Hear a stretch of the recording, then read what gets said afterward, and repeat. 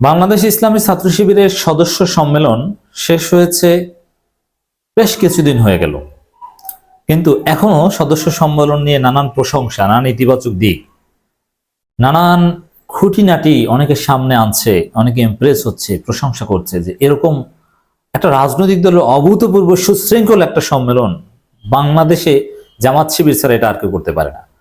পুলিশের লোকজন ডিউটিতে যে ঘুমায়, শিবিরের ছেলে প্রশ্ন করে যে ভাই ঘুমান কেন, শরীর খারাপ নাকি? বলছে না ভাই ঘুমাবো না, আপনারা কোনো কাজ আছে নাকি? শৃঙ্খলার কাজ আপনারা নিজেরাই করেন, আপনারা একটু ধাক্কাধাক্কি করবেন আমরা ফেরাবো তাও করি না, পরিষ্কার পরিচ্ছন্নতার জন্য কিছু দরকার নেই, আপনারা সব নিজেরা করেন। কত সুন্দর দৃশ্য, কোনো পুলিশ দরকার হয় না, নেতৃত্ব নিয়ে কোনো দ্বন্দ্ব নেই, সংঘাত নেই।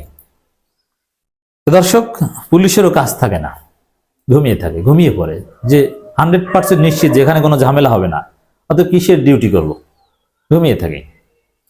নারী সাংবাদিকরা যারা জামাত শিবিরকে দেখতে পারতেন না, যারা শিবিরকে নারী বিদ্বেষী, হেনস্থাকারী, সাম্প্রদায়িক কত কিছু বলতেন, অথচ তারা কত নির্বিঘ্নে, কত সুন্দরভাবে দায়িত্ব পালন করতে পারে, এটা তারা সামনে আনছেন, ফেসবুকে পোস্ট দিচ্ছেন, ইমপ্রেস হচ্ছেন শিবিরের প্রতি। অন্যদিকে ছাত্রদল বলছে যে শিবিরের কাউন্সিল নাটক। আচ্ছা, এরকম একটা কাউন্সিল বাদ দেন, একটা সমাবেশ করে দেখান না কতজন নিহত হয়। ছাত্রদলের কাউন্সিল যদি হয় ওইখানে মারামারিতে কয়েকজন নিহত হবে, আর ছাত্রদলকে কাউন্সিল করে? ছাত্র মানে শিবিরের, মানে অনেকে মজা করে বলে যে শিবিরের কাউন্সিলকে নাটক বলছে ছাত্রদল, আর ছাত্রদল নাটকও করে না, কাউন্সিলও করে না। মানে এটা কি কোনো গণতান্ত্রিক দল? ছাত্রদলের কমিটি হয় কিভাবে? তারেক রহমান কমিটি ঘোষণা করেন রাতের অন্ধকারে, রুহুল কবির রিজভী স্বাক্ষরিত বিবৃতিতে, আর তারা এসেছে কাউন্সিল নিয়ে প্রশ্ন করতে। লজ্জা থাকলে, মিনিমাম লজ্জা থাকলে এগুলো নিয়ে কেউ কথা বলে? এড়িয়ে যায় যে আমরা আরেকজনের কাউন্সিলকে নাটক করবো। ভাই আমরা তো কাউন্সিলই করি না, আমাদের কমিটিতে দেয় তারেক রহমান রাতের অন্ধকারে, কমিটি ভেঙে দেয় তারেক রহমানের পরামর্শে রুহুল কবির রিজভীর বিবৃতিতে। তা আমরা কিভাবে এটা নিয়ে কথা বলি?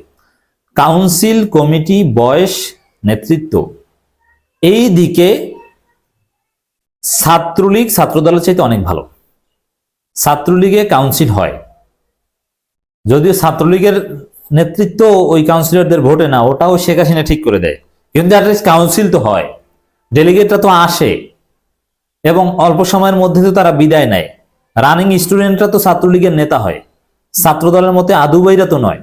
এই দিক থেকে ওভারঅল ফেসিবাদের দোসর, অন্যায়কারী, অন্যায় ছাত্রদল সেমই করছে, তারপর অন্যায়ের ভলিউমে ছাত্রলীগই উপরে। ছাত্রলীগের মতো নিকৃষ্ট নৃশংস সংগঠন হয় না, কিন্তু ছাত্রদলও কম নয়। তবে কিছু কিছু যে কাউন্সিল, নেতৃত্ব, বয়স, এগুলোই ছাত্রদলের চাইতে ছাত্রলীগ ভালো। অতএব এই কাউন্সিল, নেতৃত্ব, এইসব দিকে শিবিরের বিরুদ্ধে তো দূরের কথা, ছাত্রলীগের বিরুদ্ধেও কথা বলার কোনো অধিকার ছাত্রদল রাখে না। ছাত্রদল এতটাই নিকৃষ্ট পর্যায়ে, এই দিক থেকে কোনো লজ্জা শরম নাই। মানুষের বয়স হয়, মানে এত বয়স হয়েছে তারপর ছাত্রদল সভাপতি, এতটুকু লজ্জা শরম নেই। দর্শক, ছাত্রদলের এই কথা নিয়ে ট্রল হয়েছে, ছাত্রদলের এই বক্তব্য যে নাটকের সপক্ষে কেউ লিখছে না, আর শিবিরের সদস্য সম্মেলনের প্রশংসা দিন দিন নতুন মাত্রা পাচ্ছে। সর্বশেষ আর একটা প্রশংসা আপনাদেরকে শোনাতে চাই। বিভিন্ন গণমাধ্যম শিরোনাম করেছে এভাবে যে ছাত্র শিবিরের সদস্য সম্মেলন নিয়ে সাংবাদিক উষার স্ট্যাটাস ভাইরাল। দীর্ঘ প্রায় 14 বছর পর প্রকাশ্যে কেন্দ্রীয় সদস্য সম্মেলন করেছে বাংলাদেশ ইসলামী ছাত্র শিবির। মঙ্গলবার রাজধানীর সরোদ উদ্যানে এই সম্মেলন অনুষ্ঠিত হয়। এতে সারা দেশ থেকে ছাত্র শিবিরের সদস্য পর্যায়ের জনশক্তি সরাসরি অংশ নেয়। এই সম্মেলনে অতিথি হিসেবে উপস্থিত ছিলেন ছাত্র শিবিরের সাবেক নেতৃবৃন্দ ও জামাত ইসলামীর আমির ডাক্তার শফিকুর রহমান। সেখানে উপস্থিত ছিলেন গণমাধ্যম কর্মীরাও। পেশাগত দায়িত্ব পালনে অন্য সাংবাদিকদের মতো সেখানে সংবাদ সংগ্রহে যান বেসরকারি টেলিভিশন কর্মরত ফেরদৌস উষা নামের এক সাংবাদিক।